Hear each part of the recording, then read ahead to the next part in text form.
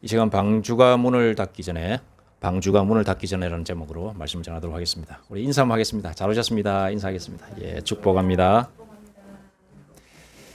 1912년 4월 당대 최고의 기술로 만들어진 배가 한 척 있었습니다. 영국에서 만들어진 배가 영국에서 출발해서 미국 뉴욕으로 가고 있었습니다. 그 배의 이름은 타이타닉입니다. 여러분 잘 아시죠? 그 배는 인간의 기술력이 집약된, 당시 모든 과학기술이 집약된 그런 배였습니다. 그래서 많은 사람들이 이렇게 말을 했습니다. 신조차도 이 배를 가라앉힐 수 없다라고까지 이렇게 칭찬을 했던 배였습니다. 항해 도중 인근을 지나던 다른 배들로부터 총 6번의 빙산이 내려오고 있다라는 경고 메시지, 무선 메시지를 이렇게 타이타닉호는 듣게 됩니다. 앞쪽에 거대한 빙산이 있으니 항로를 변경하고 속도를 줄이십시오. 이렇게 경고 메시지를 6번이나 들었습니다. 그러나 타이타닉호의 선장과 승무원들은 그 경고를 대수롭지 않게 여겼습니다. 왜? 신도 이 배를 가라앉힐 수 없을 정도로 대단한 배이기 때문이다 라는 그런 과신이 있었기 때문입니다. 그리고 마지막 6번째 경고가 왔을 때에는 심지어 통신사가 이렇게 대꾸를 했다고 합니다. 시끄럽다, 방해하지 마라. 나는 승객들의 안부 메시지를 보내느라 바쁘다 라고 이렇게 대꾸까지 했다고 합니다. 경고를 묵살해 버린 것이죠. 그리고 불과 몇 시간 후에 모두가 잠든 시간 또는 몇몇은 파티를 즐기고 있던 그 시간에 갑자기 빙산과 충돌하게 된 것입니다. 절대 가라앉지 않는다는 배는 순식간에 차가운 심해 속으로 빨려 들어갔던 것입니다. 그 결과 1,500명 이상이 사람들이 목숨을 잃었습니다. 그러니까 경고가 없었던 것이 아닙니다. 6번의 경고가 있었습니다. 다만 경고를 귀담아 듣지 않은 안전 불감증이 이런 비극을 낳았던 것입니다. 여러분, 오늘날 우리가 살아가는 이 시대의 모습이 바로 이 타이타닉호와 같다 할 수 있습니다. 세상은 점점 더 화려해지고 과학기술은 발달하지요. 요즘 보니까 AI 기술이 발달하여서 뭘 묻기만 하면은 웬만한 전문가보다도 더 잘 설명해주는 시대가 되었습니다. 그리고 이제 테슬라에서 놀라운 로봇을 이제 만들었는데 피지컬 AI를 장착한 이 로봇을 만들었는데 그야말로 사람처럼 움직이는 모습을 유튜브를 통해서 봤습니다. 이거 정말 조작한 게 아닌가, 영화가 아닌가 할 정도로 정말로 정교하게 합니다. 손가락하고 이렇게 잔도 따르고 우유도 하고 청소도 하고 그렇게 하더라고요. 그리고 우리나라 현대자동차가 보스턴 다이나믹스인가 거기에 이제 투자를 해서 이제 거기서도 이제 로봇을 개발했는데 무거운 물건 50kg 되는 걸 번쩍 들고 이리 갔다 저리 갔다 하고 또 덤블링도 하고 축구도 하고 그러더라고요. 이제 시대가 조금 한 10년만 지나면은 동네에서 걸어다니는 로봇을 볼 수 있는 시대가 될 것 같습니다. 그만큼 과학이 발달해가는 이 세상, 사람들은 먹고 마시고 즐기느라 정신이 없습니다. 그러나 우리 하나님께서 보내시는 끊임없는 경고음에 우리는 귀를 기울여야 함을 알아야 합니다. 오늘 성경 창세기 6장에 보니 하나님께서 타락한 인간을 향한 첫 번째 심판, 물의 심판을 기록하고 있습니다. 하나님의 세상을 향한 심판의 메시지를 깨닫고 심판을 준비한 사람이 있었으니 그는 노아였습니다. 물 심판이 이루어졌을 때에 세상에 많은 사람들이 다 죽었어요. 다 죽었는데 8명만 살아남았습니다. 노아와 그의 아내 그리고 세 아들과 세 자부 이렇게 8명만 남고 다 죽었어요. 왜 다 죽었을까요? 하나님께서 세상을 향한 경고를 무시했기 때문에 다 죽은 겁니다. 그로 인하여 세상의 모든 사람 중 8명을 제외한 모든 인류가 물속에서 죽고 말았습니다. 경고를 무시한 결과였습니다. 하나님께서 왜 온 세상을 물로 심판하셨어야만 했을까요? 본문 5절은 이렇게 기록하고 있습니다. 왜 물로 심판을 하셨을까? 여호와께서 사람의 죄악이 세상에 가득함과 그의 마음으로 생각하는 모든 계획이 항상 악할 뿐임을 보시고 사람들의 죄악이 깊고 높고 넓고 무한하다는 것을 보셨기 때문입니다. 도저히 참을 수 없을 지경까지 이르렀음을 보셨기 때문에 어쩔 수 없이 심판하실 수밖에 없으셨음을 기록하고 있습니다. 여러분, 노아의 시대의 특징은 크게 두 가지였습니다. 영적인 타락과 세속화했습니다. 하나님의 아들들이 사람의 딸들의 아름다움을 보고 자기들이 좋아하는 모든 여자를 아내로 삼았다라고 기록되어 있어요. 이건 무슨 뜻이냐면 하나님의 말씀을 듣지 않는 시대였다 이 말이에요. 영적인 가치와 기준이 무너지고 육신의 정욕과 안목의 정욕이 기준이 된 시대였다 이 말씀입니다. 오늘날 이 시대도 과학이 주는 여러 가지 혜택들은 맛보려고 하지 하나님께서 이 과학이 전부가 아니다. 하나님의 말씀이 살아있음을 사모하며 나아가는 사람들은 점점 줄어들고 있거든요. 그래서 심판의 때가 점점 다가오고 있는 겁니다. 노아의 시대와 비슷해져 가는 거예요. 하나님의 말씀을 듣는 사람보다 하나님의 말씀을 듣지 않는 사람들이 많아지면은 문제가 생기기 시작하는 겁니다. 하나님은 그때도 이 시대 때도 경고를 계속 하신 거고 그래서 마침내 물의 심판이 있었던 것처럼 오늘날에도 하나님은 계속해서 경고를 우리에게 보여주고 계신 겁니다. 두 번째로 노아 시대 때의 도덕적 부패와 포악함이 극에 달했던 시대였습니다. 11절에 보니까는 이 말씀이 안 나오는데 11절에 보니까 온 땅이 하나님 앞에 부패하며 포악함이 땅에 가득했다라고 기록되어 있습니다. 힘 있는 자가 약한 자를 짓밟고 폭력과 탐욕이 지배하는 세상이었다라고 이렇게 기록되어 있습니다. 예수님께서 마태복음 24장 38절과 39절에 이렇게 말씀하고 계십니다.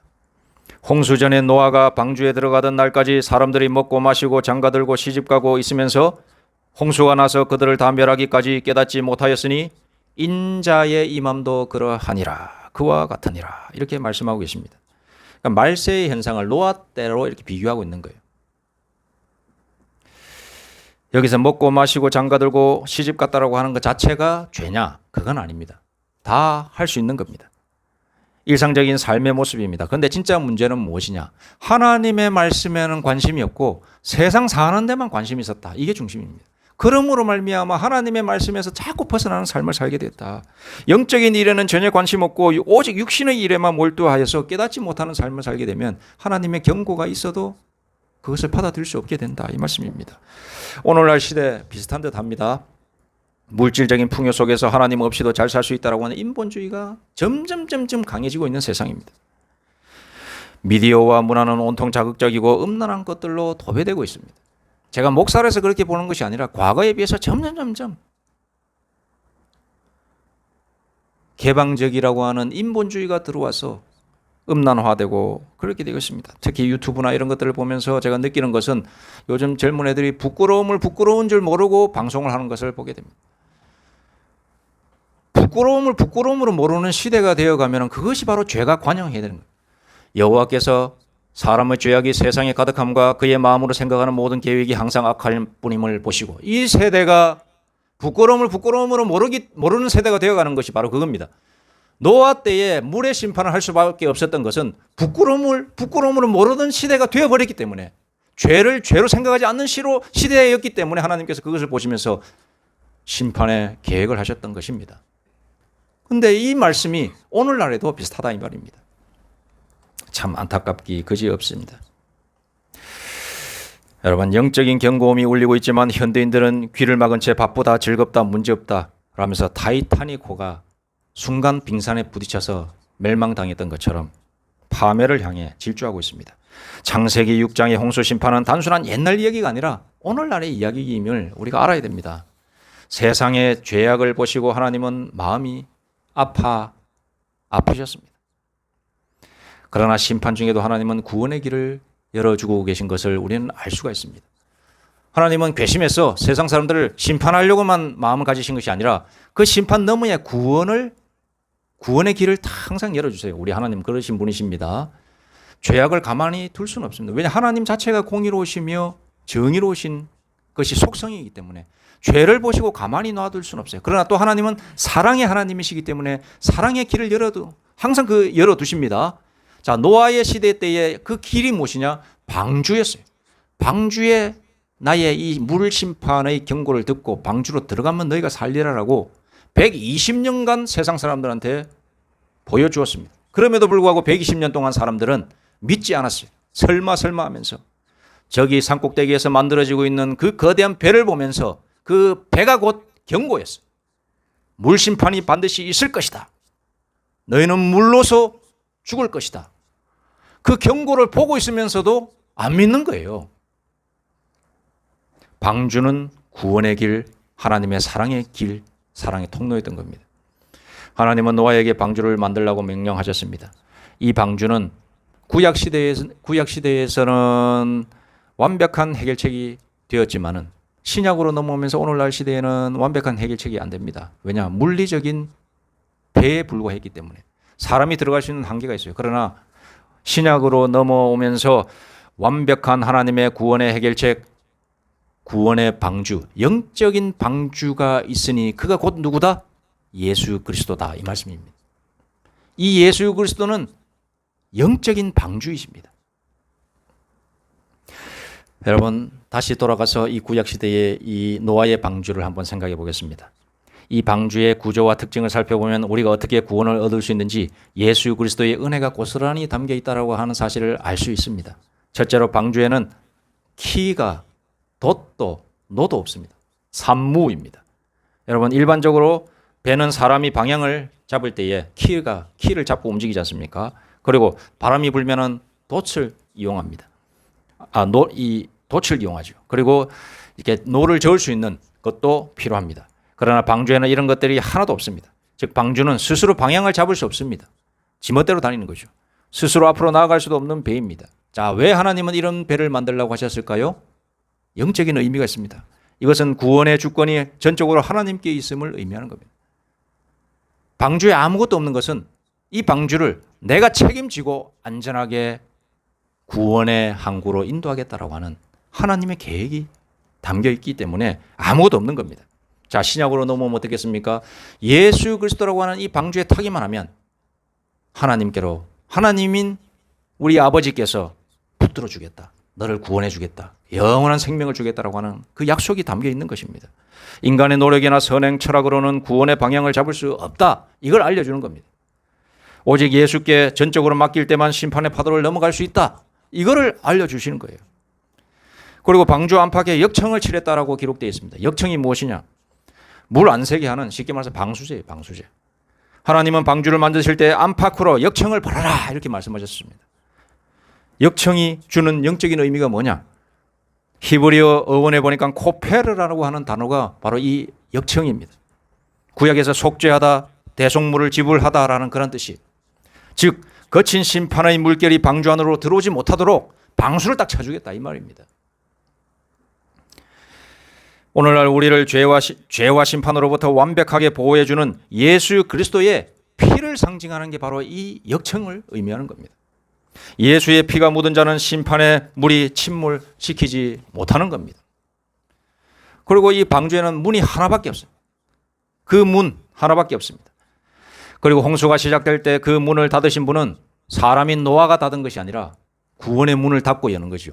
그 안에 들어가면 사는데 문 한 짝이 있는데 그걸 딱 닫으신 게 하나님이셨어요.